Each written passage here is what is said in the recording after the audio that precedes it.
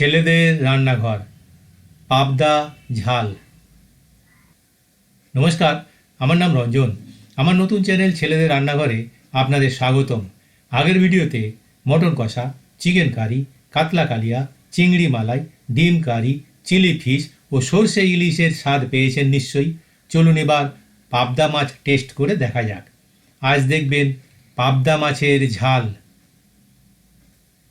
কম উপকরণে সঠিক ও পরিমাণ মতো মশলার ব্যবহারে তৈরি হবে এই পাবদা মাছের ঝাল, যার স্বাদ হবে অতুলনীয়, নরম, হালকা ঝাল মিষ্টি আর দারুণ সুগন্ধি। প্রথমে উপকরণ ও পরিমাণ। আপনি যদি প্রয়োজনীয় উপকরণ ও সঠিক পরিমাণ জোগাড় দিতে পারেন তাহলে অর্ধেক রান্না হয়ে যাবে। আগের ভিডিওতে বলেছি, মনে আছে নিশ্চয়ই, রান্না করেন ভগবান, আমরা শুধু জোগাড় দিই মাত্র। তাহলে চলুন প্রথমে উপকরণ ও পরিমাণ দেখে নিন, তারপর হাতা গুটিয়ে হাতা ধরুন। একটা কথা, চ্যানেলের নাম ছেলেদের রান্নাঘর, তাই বলে শুধু ছেলেরা নয়, মেয়েরাও দেখবেন প্লিজ।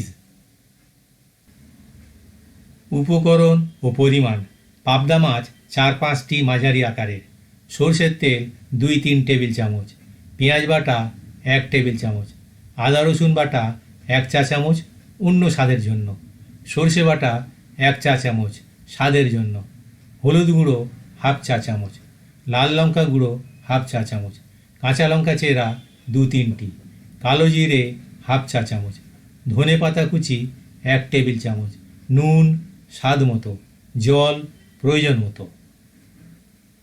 প্রস্তুত প্রণালী: প্রথমে মাছগুলো ভালো করে ধুয়ে নুন ও হলুদ গুঁড়ো মাখিয়ে নিতে হবে। একটা কড়াই বা প্যানে সরষের তেল গরম করে মাছগুলো হালকা করে ভেজে তুলে রাখতে হবে। মনে রাখতে হবে হালকা করে। এরপর রয়ে যাওয়া তেলে কালো জিরে ও চেরা কাঁচা লঙ্কা ফোড়ন দিতে হবে। তারপর পেঁয়াজ বাটা দিয়ে সোনালি হওয়া পর্যন্ত ভাজতে হবে। এরপর আদা রসুন বাটা, হলুদ গুঁড়ো, লঙ্কা গুঁড়ো ও সামান্য জল দিয়ে ভালো করে কষাতে হবে যতক্ষণ না মশলা থেকে তেল ছাড়ে। এরপর মশলায় পরিমাণ মতো জল এবং নুন দিয়ে ঢেকে দিতে হবে।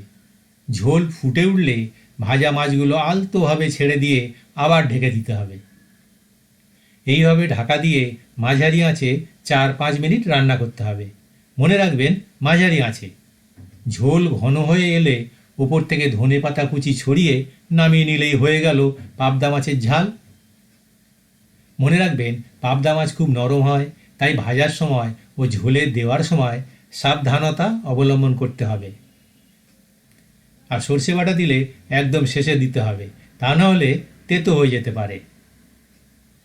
নরম ও কাঁটাবিহীন এই পাবদা মাছ ঘরোয়া মশলার বিশেষ সংমিশ্রণে রান্না করলে হয়ে ওঠে দারুণ স্বাদের একটি বাঙালি ঐতিহ্যবাহী পদ।